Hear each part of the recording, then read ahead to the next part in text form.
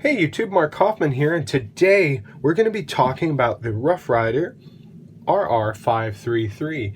Yeah, this is the Rough Ryder traditional camp knife. I'm going to just call it the traditional camp knife because when you think camp knife, this is what I think comes up, in my mind at least.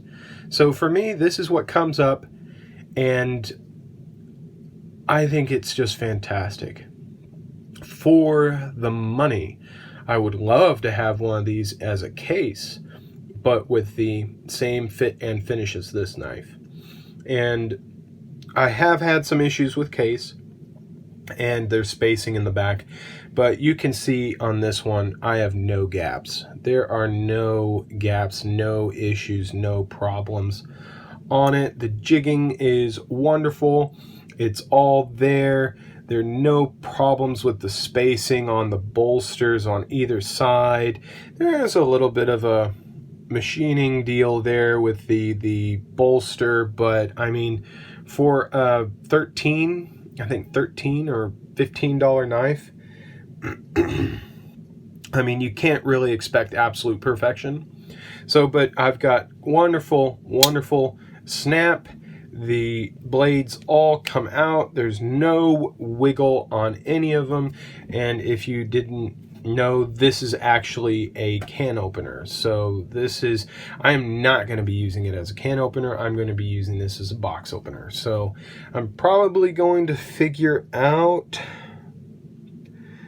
that looks like it was pinged in there. So I was going to try and remove that, but I'm going to see if I can open this one-handed. And no. So I'm just going to leave that as a box cutter and make do with what that is. It's not the best can opener, but I will tell you this.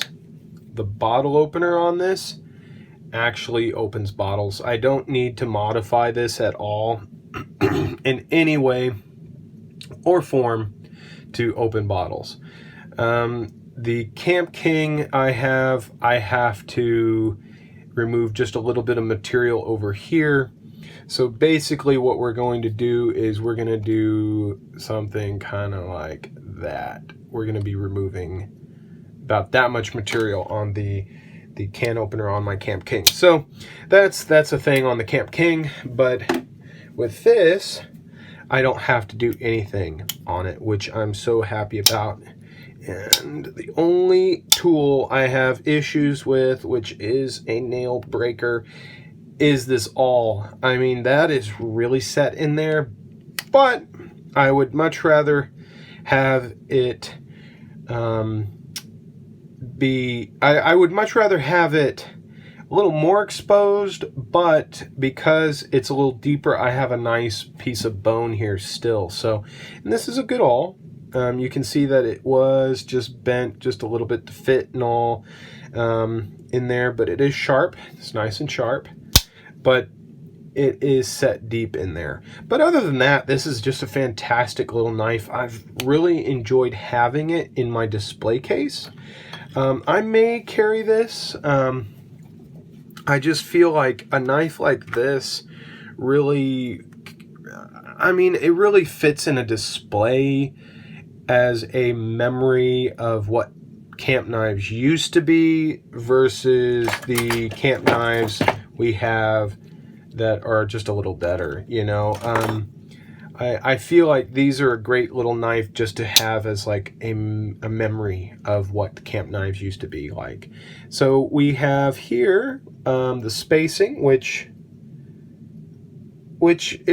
I mean, I think this could be thinner, to be honest, but it gives a lot to hold on to when you're using these tools. So like when you're using the knife, you've got a lot of material that you're going to be holding on to. I mean, look at that. Isn't that just beautiful? Those springs in the back. I mean, really, it's nice. For the money, this is a fantastic little knife. So we are looking at, if I've got my calibers out, I'm trying to get better at this with the measurements here, but we have a blade length of a blade length of 63 millimeters and an actual blade like cutting length of, I'm trying to get better at this. Few of you have requested that I do measurements on here, so just bear with me. We have a cutting blade length of 56 millimeters.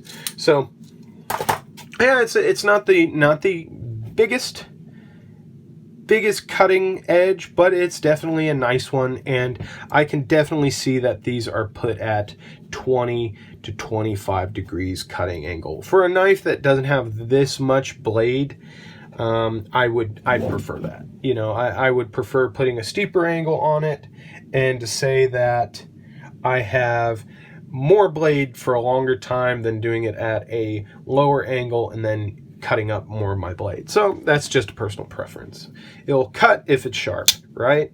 I mean, I've gone through the can opener, the bottle opener. I will tell you this, that the end of this screwdriver I don't know if you can hear that, but that is sharp.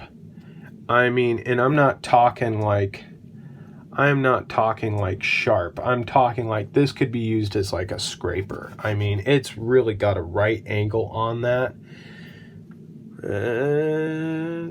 Yeah, you can see how sharp that can get.